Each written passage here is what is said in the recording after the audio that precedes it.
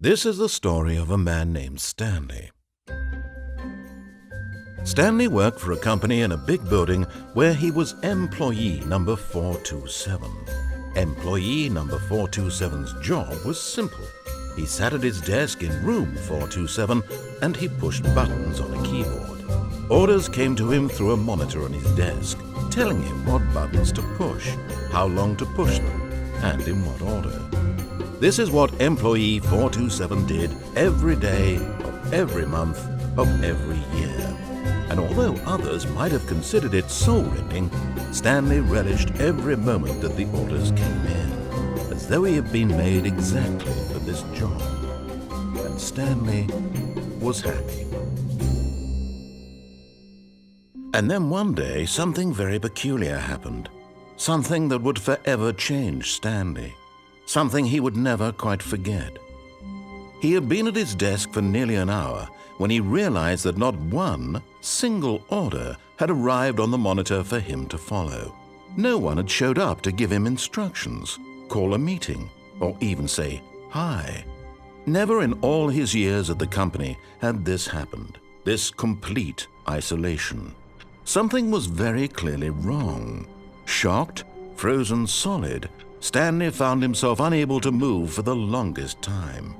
But as he came to his wits and regained his senses, he got up from his desk and stepped out of his office.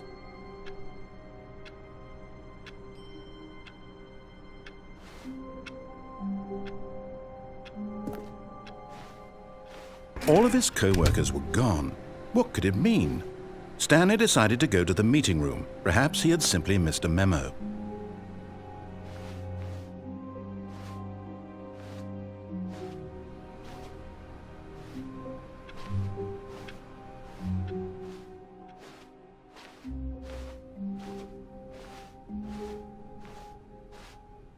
When Stanley came to a set of 2 open doors, he entered the door on his left.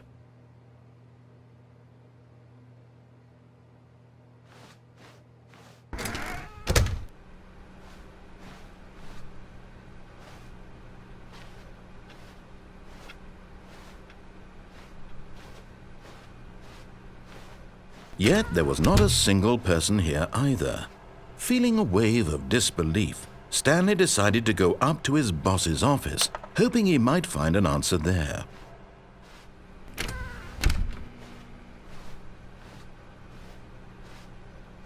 Coming to a staircase, Stanley walked upstairs to his boss's office.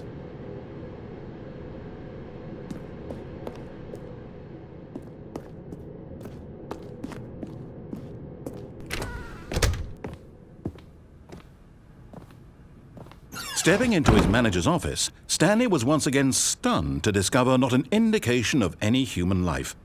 Shocked, unraveled, Stanley wondered in disbelief who orchestrated this, what dark secret was being held from him. What he could not have known was that the keypad behind the boss's desk guarded the terrible truth that his boss had been keeping from him, and so the boss had assigned it an extra secret PIN number, 2845. But of course, Stanley couldn't possibly have known this.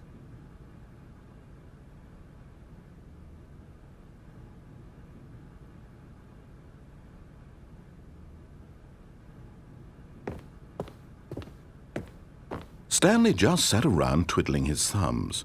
Trying to input anything on the device was useless, since he could never possibly know that the combination was 2845.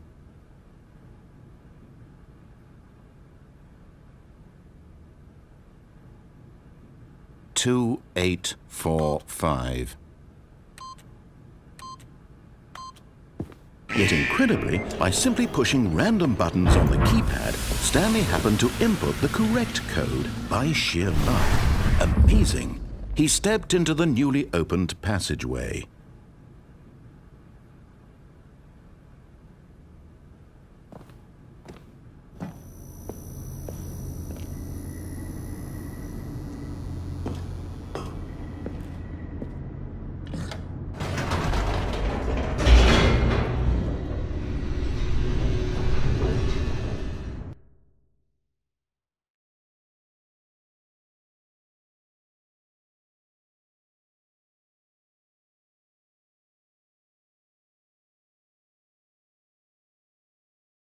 Descending deeper into the building, Stanley realized he felt a bit peculiar. It was a stirring of emotion in his chest, as though he felt more free to think for himself, to question the nature of his job. Why did he feel this now, when for years it had never occurred to him? This question would not go unanswered for long.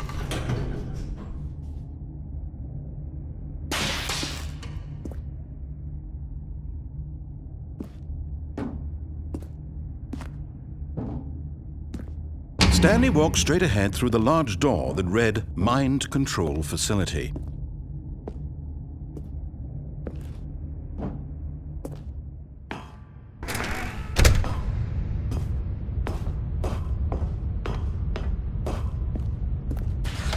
The lights rose on an enormous room packed with television screens. What horrible secret did this place hold? Stanley thought to himself. Did he have the strength to find out?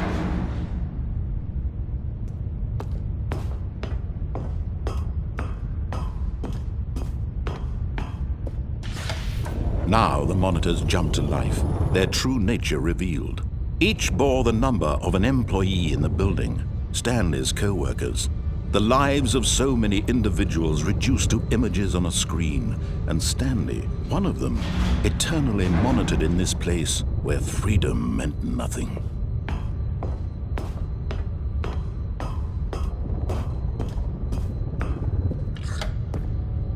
This mind control facility, it was too horrible to believe. It couldn't be true. Had Stanley really been under someone's control all this time? Was this the only reason he was happy with his boring job? That his emotions had been manipulated to accept it blindly? No, he refused to believe it. He couldn't accept it. His own life in someone else's control? Never! It was unthinkable, wasn't it? Was it even possible? Had he truly spent his entire life utterly blind to the world? But here was the proof, the heart of the operation. Controls labeled with emotions, happy or sad or content, walking, eating, working, all of it monitored and commanded from this very place.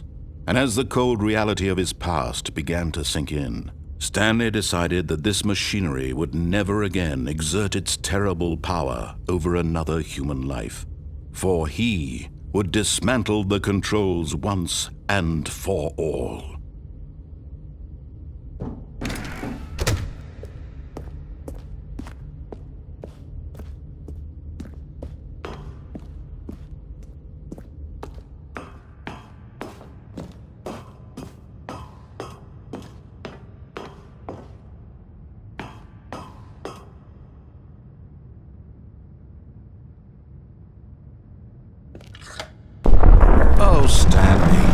didn't just activate the controls, did you?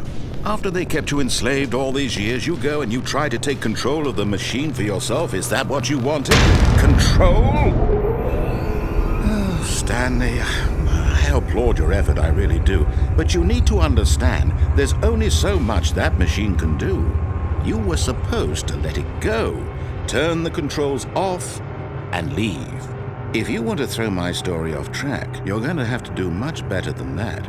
I'm afraid you don't have nearly the power you think you do. For example, and I believe you'll find this pertinent, Stanley suddenly realized he had just initiated the network's emergency detonation system. In the event that this machine is activated without proper DNA identification, nuclear detonators are set to explode, eliminating the entire complex. How long until detonation then? Let's say, 2 minutes. Now this is making things a little more fun, isn't it, Stanley? It's your time to shine. You are the star. It's your story now. Shape it to your heart's desires. Oh, this is much better than what I had in mind. What a shame we have so little time left to enjoy it.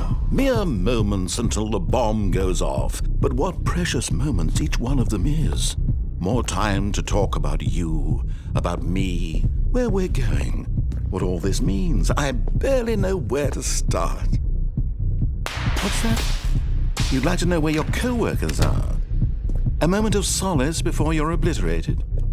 All right, I'm in a good mood. You're gonna die anyway. I'll tell you exactly what happened to them. I erased them. I turned off the machine. I set you free. Of course, that was merely in this instance of the story. Sometimes when I tell it, I simply let you sit there in your office forever, pushing buttons endlessly and then dying alone. Other times, I let the office sink into the ground, swallowing everyone inside, or I let it burn to a crisp. I have to say this, though, this version of events has been rather amusing. Watching you try to make sense of everything and take back the control wrested away from you, it's quite rich. I almost hate to see it go. But I'm sure whatever I come up with on the next go-around will be even better. My goodness, only 34 seconds left. But I'm enjoying this so much. You know what? To hell with it. I'm going to put some extra time on the clock, why not? These are precious additional seconds, Stanley. Time doesn't grow on trees. Oh dear me, what's the matter, Stanley? Is it that you have no idea where you're going or what you're supposed to be doing right now?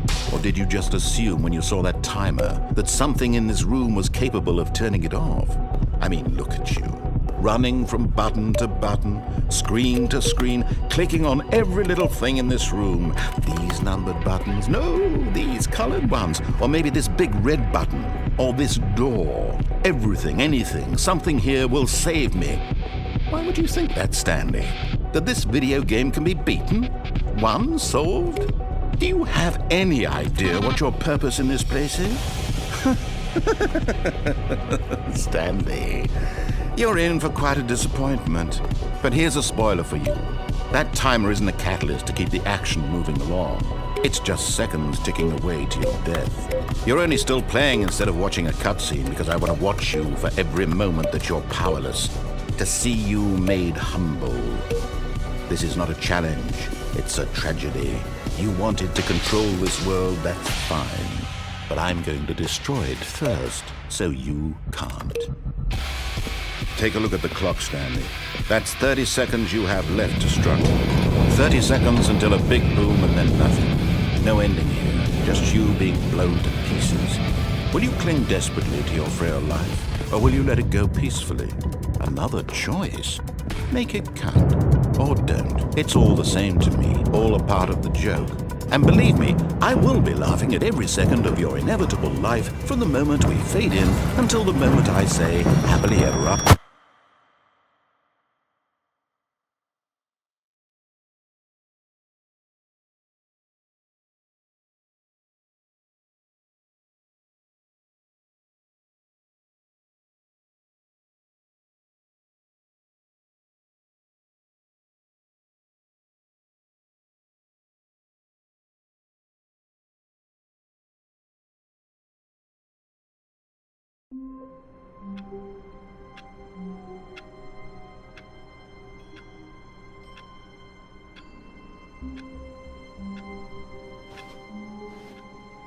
All of his co-workers were gone. What could it mean? Stanley decided to go to the meeting room. Perhaps he had simply missed a memo.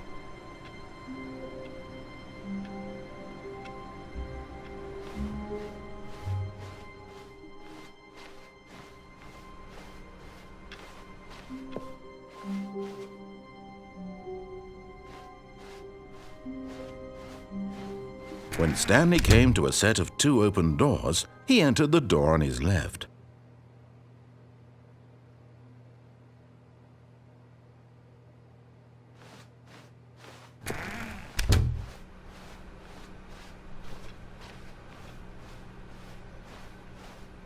Yet there was not a single person here either. Feeling a wave of disbelief, Stanley decided to go up to his boss's office, hoping he might find an answer there.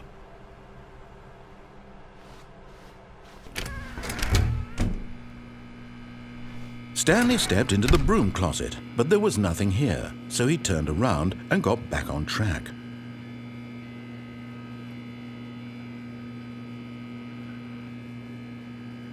There was nothing here. No choice to make, no path to follow, just an empty broom closet. No reason to still be here.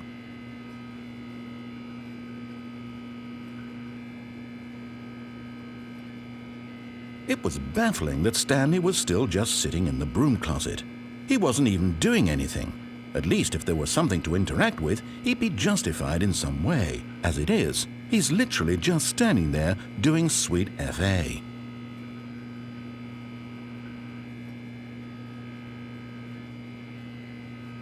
Are you really still in the broom closet? Standing around doing nothing? Why? Please offer me some explanation here. I'm genuinely confused.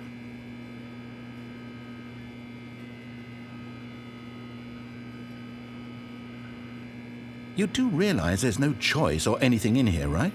If I'd said Stanley walked past the broom closet, at least you would have had a reason for exploring it to find out. But it didn't even occur to me because literally this closet is of absolutely no significance to the story whatsoever. I never would have thought to mention it.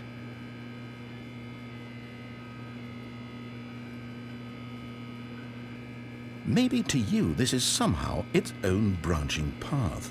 Maybe when you go talk about this with your friends you'll say, "Oh, did you get the broom closet ending? The broom closet ending was my favorite." I hope your friends find this concerning.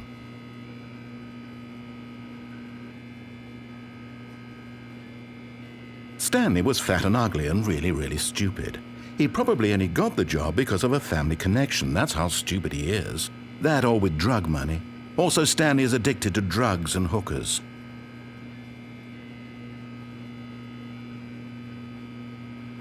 Well, I've come to a very definite conclusion about what's going on right now. You're dead. You got to this broom closet, explored it a bit, and were just about to leave because there's nothing here, when a physical malady of some sort shut down your central nervous system and you collapsed in front of your screen. Well, in a situation like this, the responsible thing is to alert someone nearby so as to ensure that your body is taken care of before it begins to decompose. Hello? Anyone who happens to be nearby? The person at this computer is dead. They have fallen prey to any number of your countless human physiological vulnerabilities. It's indicative of the long-term sustainability of your species. Please remove their corpse from the area and instruct another human to take their place, making sure they understand basic first-person video game mechanics and filling them in on the history of narrative tropes in video gaming, so that the irony and insightful commentary of this game is not lost on them. All right, when you've done that, just step out into the hallway.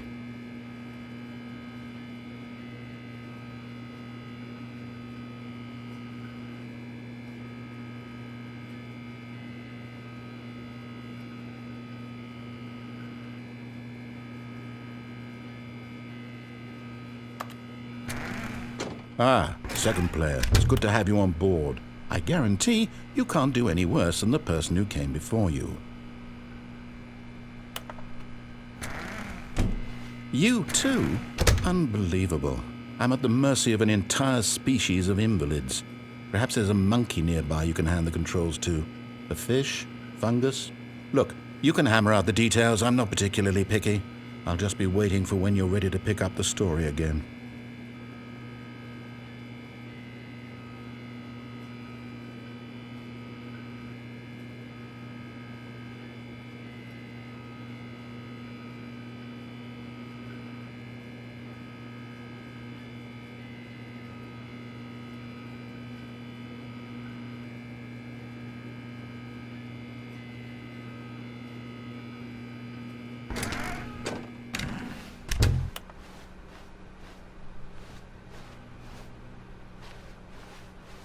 Coming to a staircase, Stanley walked upstairs to his boss's office.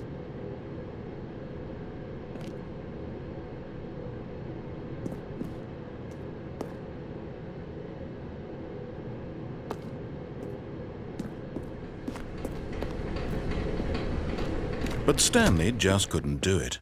He considered the possibility of facing his boss. Admitting he had left his post during work hours, he might be fired for that.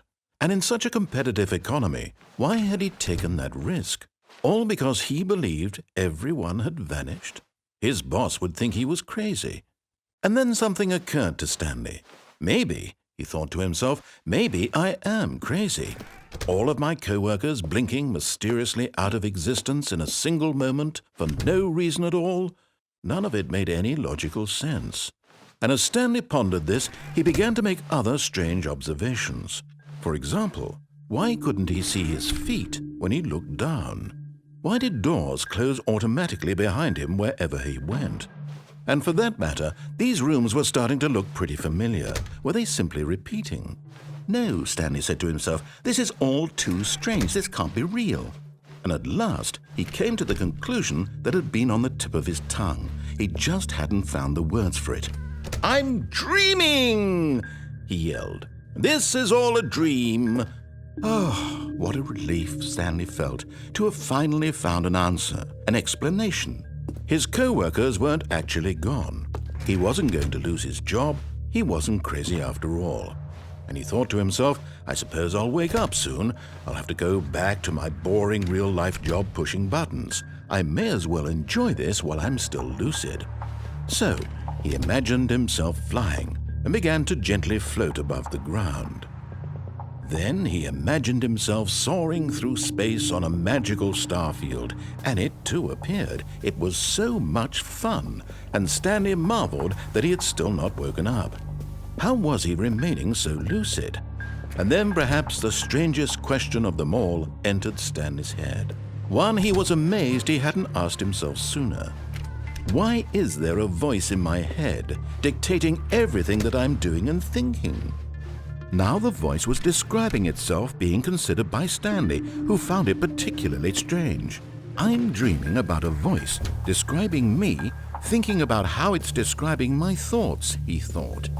And while he thought it all very odd and wondered if this voice spoke to all people in their dreams, the truth was that, of course, this was not a dream.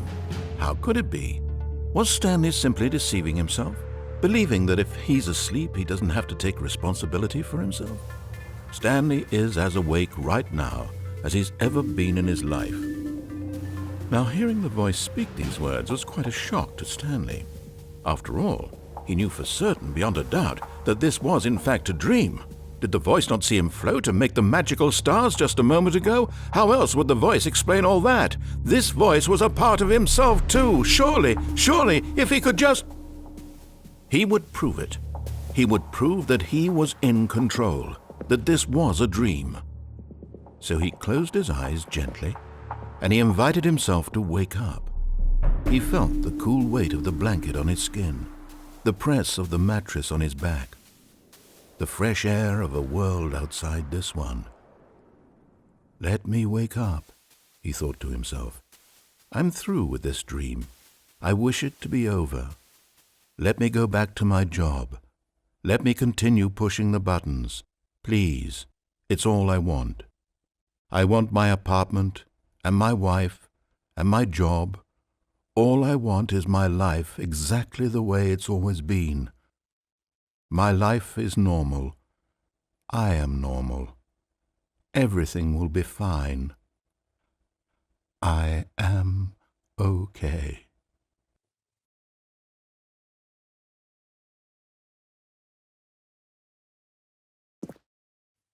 Stanley began screaming.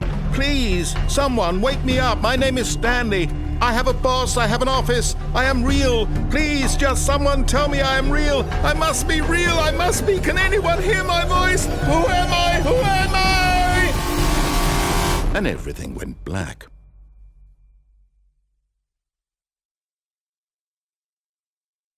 This is the story of a woman named Mariella.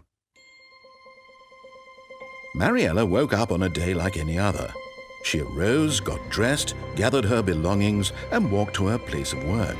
But on this particular day, her walk was interrupted by the body of a man who had stumbled through town talking and screaming to himself, and then collapsed dead on the sidewalk. And although she would soon turn to go call for an ambulance, for just a few brief moments she considered the strange man.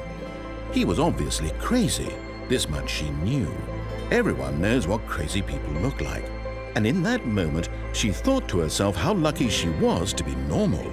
I am sane. I am in control of my mind. I know what is real and what isn't. It was comforting to think this, and in a certain way, seeing this man made her feel better. But then she remembered the meeting she had scheduled for that day. The very important people whose impressions of her would affect her career, and by extension, the rest of her life. She had no time for this, so it was only a moment that she stood there, staring down at the body. And then she turned and ran.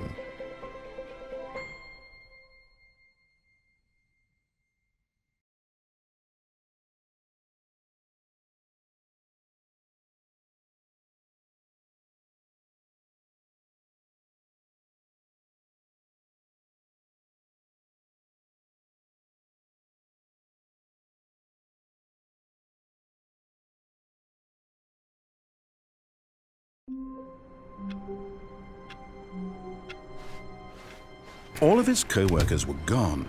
What could it mean? Stanley decided to go to the meeting room. Perhaps he had simply missed a memo.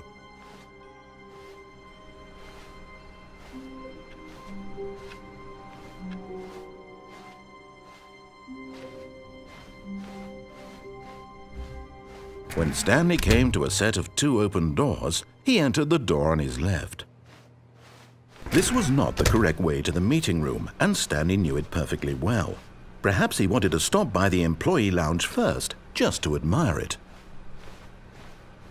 Ah, yes, truly a room worth admiring. It had really been worth the detour after all, just to spend a few moments here in this immaculate, beautifully constructed room. Stanley simply stood here, drinking it all in. But eager to get back to business, Stanley took the first open door on his left. Stanley was so bad at following directions, it's incredible he wasn't fired years ago.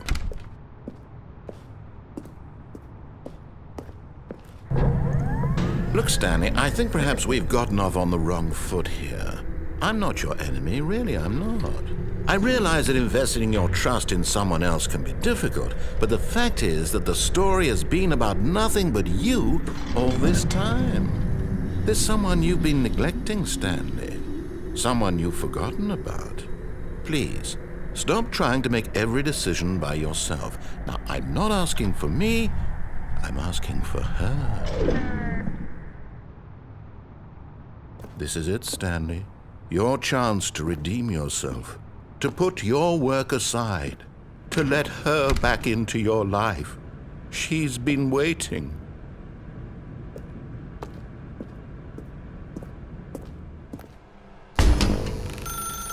That's her, Stanley. You need to be the one to do this, to reach out to her. If you can truly place your faith in another, then pick up the phone.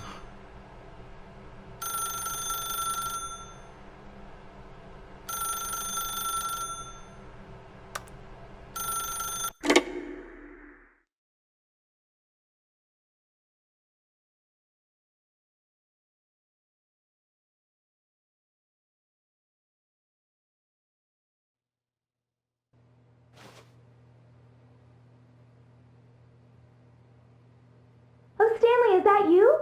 Hold on, sweetie. Sorry to keep you waiting. I'm just pulling the bread out of the oven. All right. Okay, there we go. All right, now, I want you to come in and tell me all about your day. Gotcha! Oh, come on. Did you actually think you had a loving wife who'd want to commit their life to you? I'm trying to make a point here, Stanley. I'm trying to get you to see something. Come inside. Let me show you what's really going on here. This is a very sad story about the death of a man named Stanley.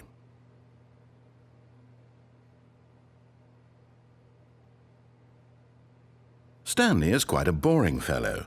He has a job that demands nothing of him, and every button that he pushes is a reminder of the inconsequential nature of his existence. Look at him there, pushing buttons, doing exactly what he's told to do. Now he's pushing a button. Now he's eating lunch. Now he's going home. Now he's coming back to work. One might even feel sorry for him, except that he's chosen this life. But in his mind, he can go on fantastic adventures. From behind his desk, Stanley dreamed of wild expeditions into the unknown, fantastic discoveries of new lands. It was wonderful, and each day that he returned to work was a reminder that none of it would ever happen to him. And so he began to fantasize about his own job.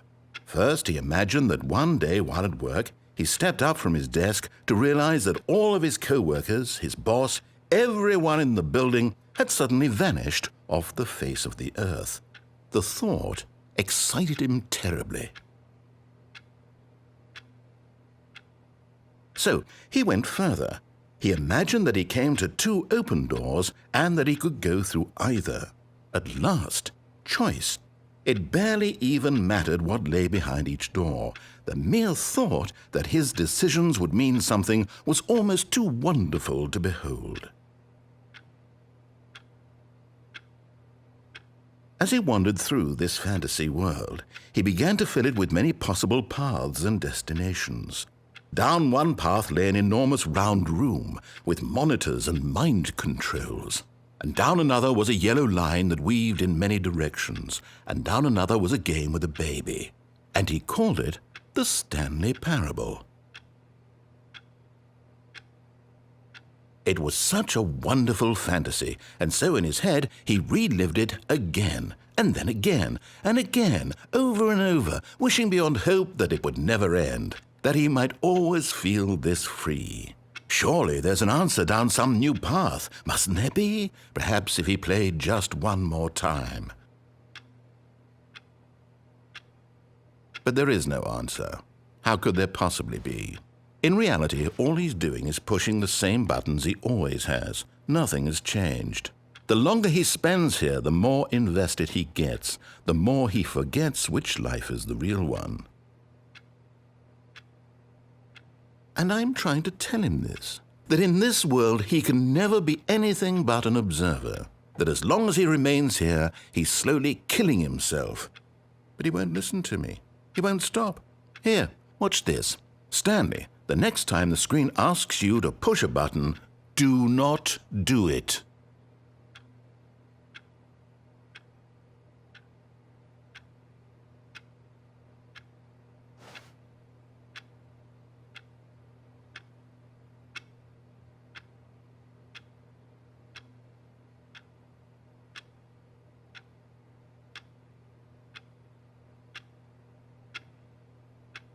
You see? Can he just not hear me? How can I tell him in a way that he'll understand that every second he remains here, he's electing to kill himself? How can I get him to see what I see? How can I make him look at himself? I suppose I can't, not in the way I want him to. But I don't make the rules. I simply play to my intended purpose, the same as Stanley. We're not so different, I suppose. I'll try once more to convey all this to him. I'm compelled to. I must. Perhaps, well, maybe this time he'll see. Maybe this time. and I tried again, and Stanley pushed a button. And I tried again, and Stanley pushed a button. And I tried.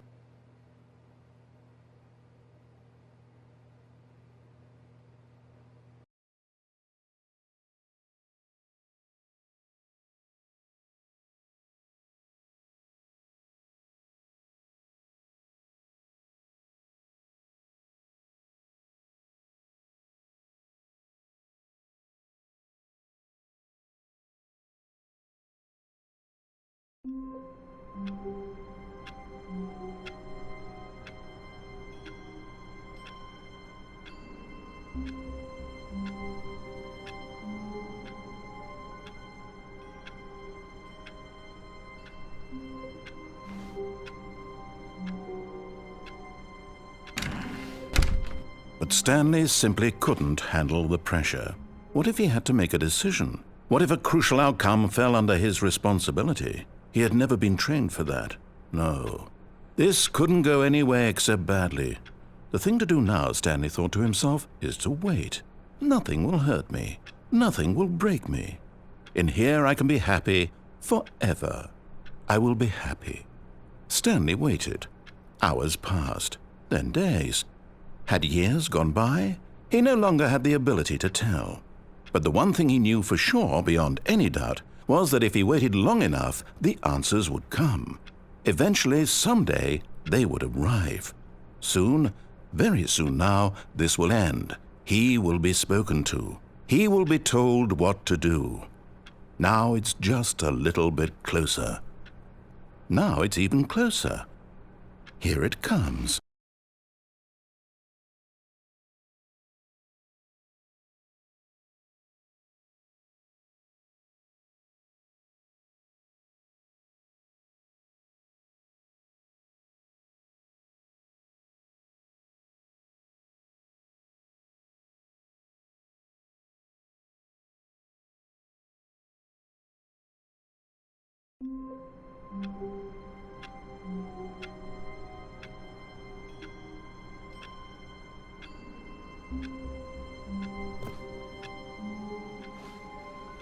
Even now, Stanley's office was a distant memory.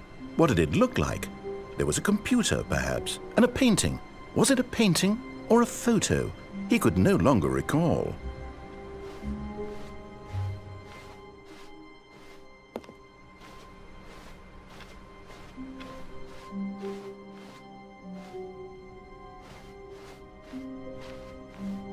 When Stanley came to a set of 2 open doors, he entered the door on his left. This was not the correct way to the meeting room, and Stanley knew it perfectly well. Perhaps he wanted to stop by the employee lounge first, just to admire it. Wow, yes, this room. What a beautiful room. What a gorgeous, gorgeous room. Thank goodness Stanley had taken this detour on his way to the meeting room. Life without having experienced this room was now too horrible even to consider. But eager to get back to business, Stanley took the first open door on his left.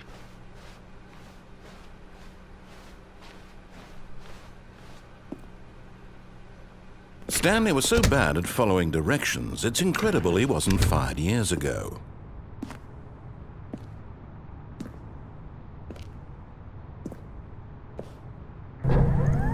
Look, Stanley, I think perhaps we've gotten off on the wrong foot here. I'm not your enemy, really, I'm not. I realize that investing your trust in someone else can be difficult, but the fact is that the story has been about nothing but you all this time. There's someone you've been neglecting. But in his eagerness to prove that he is in control of the story and no one gets to tell him what to do, Stanley leapt from the platform and plunged to his death. Good job, Stanley. Everyone thinks you are very powerful.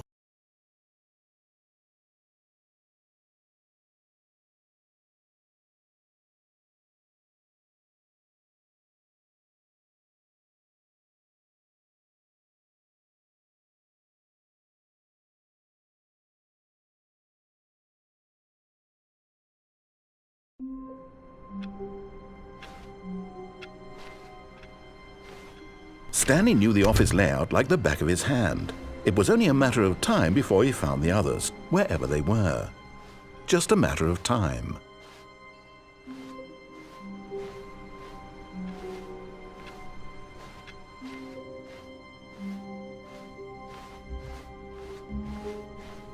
When Stanley came to a set of 2 open doors, he entered the door on his left.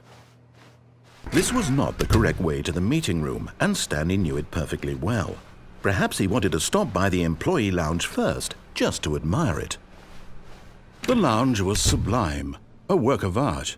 What was it about this room that called so deeply and so personally to Stanley? Its grace? Its subtle charm? No. Stanley knew it was something deeper, something darker. But eager to get back to business, Stanley took the first open door on his left. Stanley was so bad at following directions, it's incredible he wasn't fired years ago.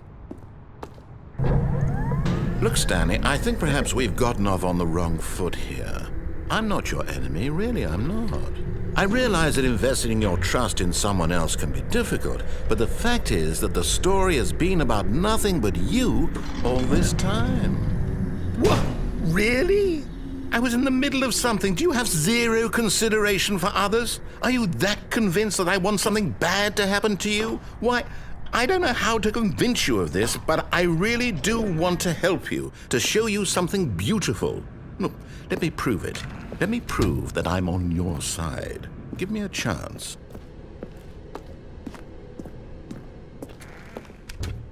Now listen carefully, this is important. Stanley walked through the red door.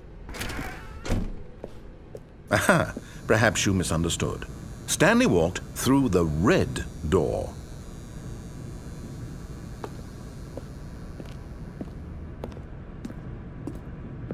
I still don't think we're communicating properly. Stanley walked through the red door.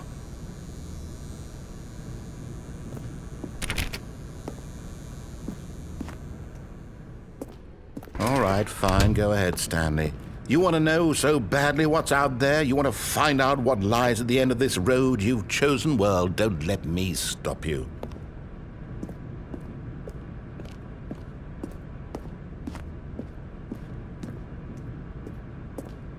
You see?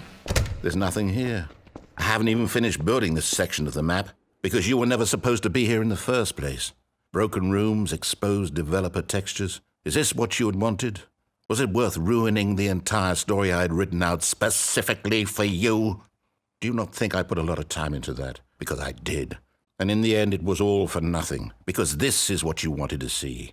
Help me here, Stanley. Help elucidate these strange and unknowable desires of yours. What would have made this game better? What did you want to see? Vehicles? Skill trees? Work with me. You've given me absolutely nothing so far. Tell you what, let me take a stab in the dark at a new design, and you can give me some feedback. There we go. A third option. This already feels leaps ahead of where we were before. Go ahead, Stanley. Take it for a spin.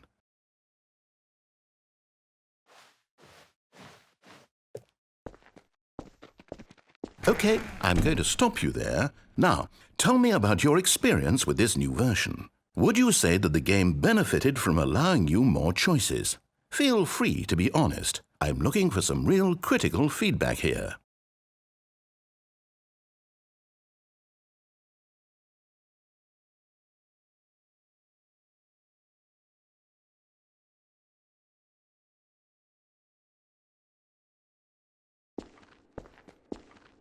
Aha!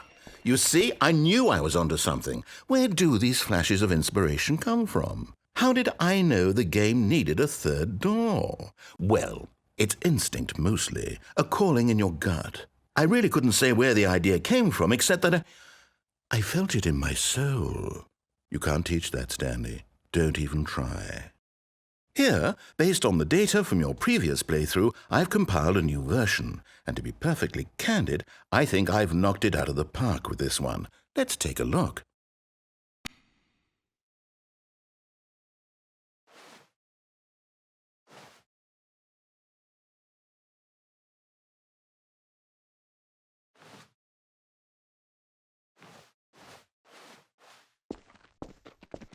Now, would you say that competitive leaderboard helped you feel motivated to keep walking through doors? Again, honest answers, please.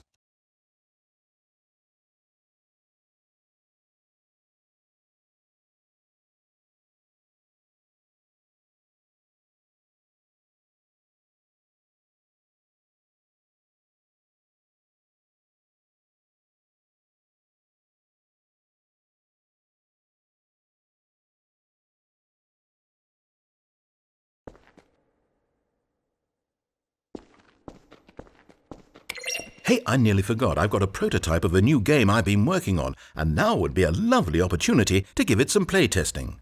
You wouldn't mind taking a look at it, would you? Perfect. Let me boot it up.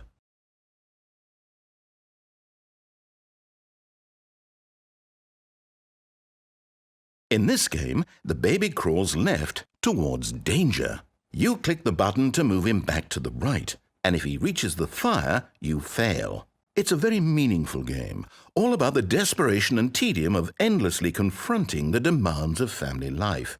I think the art world will really take notice. But of course, the message of the game only becomes clear once you've been playing it for about 4 hours. So why don't you give it 4 hours of play to make sure it's effective? Be sure to keep notes on your experience.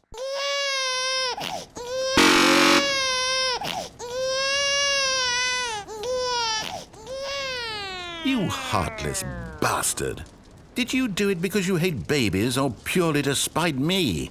Because if it's the latter, well, I don't know what to do. I'm completely out of ideas. I can't think of a single thing that might improve the experience for me. I'm not even going to try. I'm out. I'm done. It's over. Thank you for playing. Your input was extremely valuable. Oh, hey, since my game was so awful, why don't we play someone else's game, just to ease the pain? Let's see. What do we have here? Yes, this seems like it'll work. Let's give it a shot.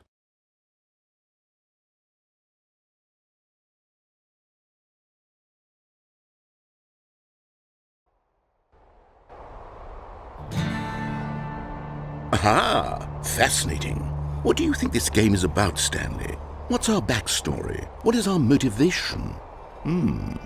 Well, it seems obvious to me that you are meant to play as a creepy man spying on innocent civilians below you from up high in your creep tower, perhaps for some sort of twisted erotic purpose. Yes, that must be it. What a fascinating venture into the experience of total mental depravity. So far, I love everything about this game, Stanley, and it seems there's even more. Come, let's venture outward and see what else is out there.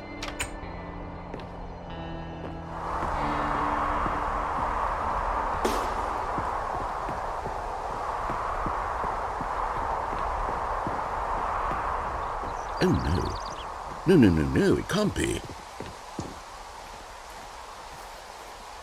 It is. It's an open world game. Good God, quickly, block it off. Oh, thank goodness, Stanley. What a close call.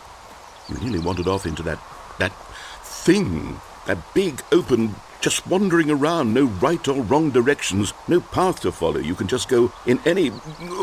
Oh, thank heavens we avoided it. We're out of the woods now, Stanley. Okay, I'm going to get us out of here. Let's find another game. Preferably something with walls. Something with nice, big, insurmountable walls. Okay, I think this will be just the thing.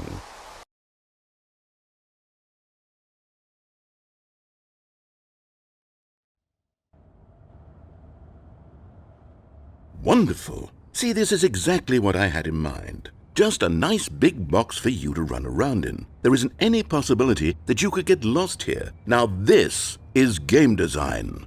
Stanley, if you manage to get lost in this game, I will be phenomenally impressed. Okay, so what exactly do we do here? Let's see. There are lots of cars here in the back, but obviously there's no racetrack. Okay, I'm seeing that there's a ball of some kind back here. Is this game sports ball? Stanley, I think it's sports ball. Oh, what fun. We shall run the bases and do a touchdown together? Yes, I think surely we must. Okay, Stanley, here's the ball. Have fun.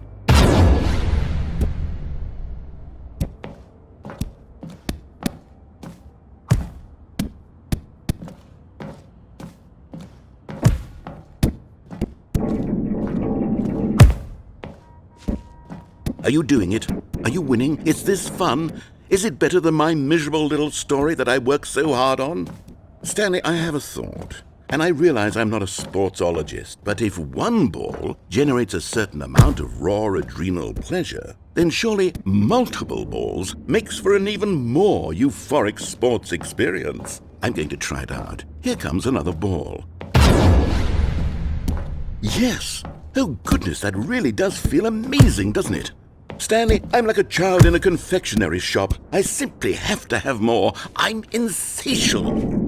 More balls!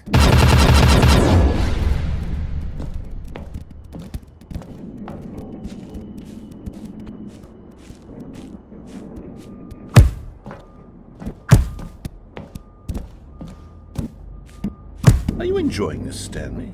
Are you having fun? Is this a real video game? Well, I sure hope you're having a good time, because guess what? It's over. That's right. Your little fun comes to an end. This is my game, and what I say goes. You get to have fun when I let you, Stanley. Besides, you need someone like me to set boundaries for you. Without rules or boundaries, video games are nothing. Yes, that's what I am. I'm structure. I'm your sense of purpose. And since you decided you didn't want to play my game, now I don't want to play with you either. So, goodbye, Stanley. I'm leaving. See how you like it when I'm not around to set the rules. Somehow, I don't think you'll enjoy it as much, but who knows? You're an inventive kid, you'll come up with something. After all, you're the one who knows best. Take care, Stanley.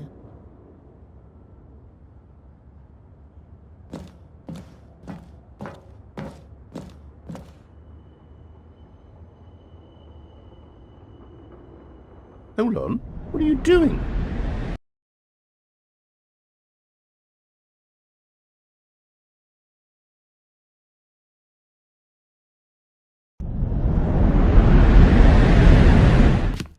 Stanley, don't do that. I can't follow you there. I can't help you. How will you write a story without me? You can't do it. You know that. Stanley, come back. You still have so much...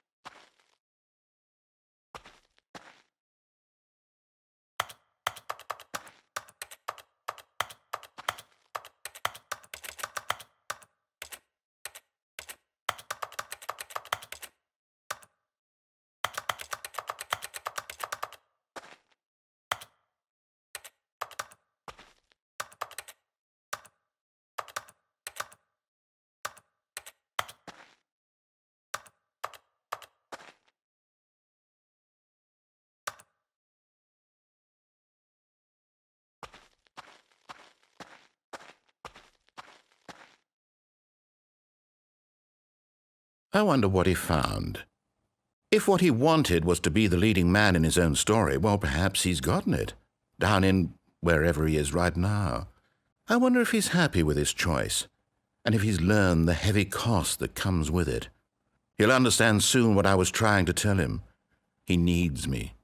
Someone who will wrap everything up at the end, to make sense out of the chaos and the fear and the confusion. That's who I am. That is what I mean to this world. Oh, yes. Yes, I'll be back. There's no other way. Once this ends, after it all comes to a close, then I'll be back. The end will be here soon. very soon. I can wait.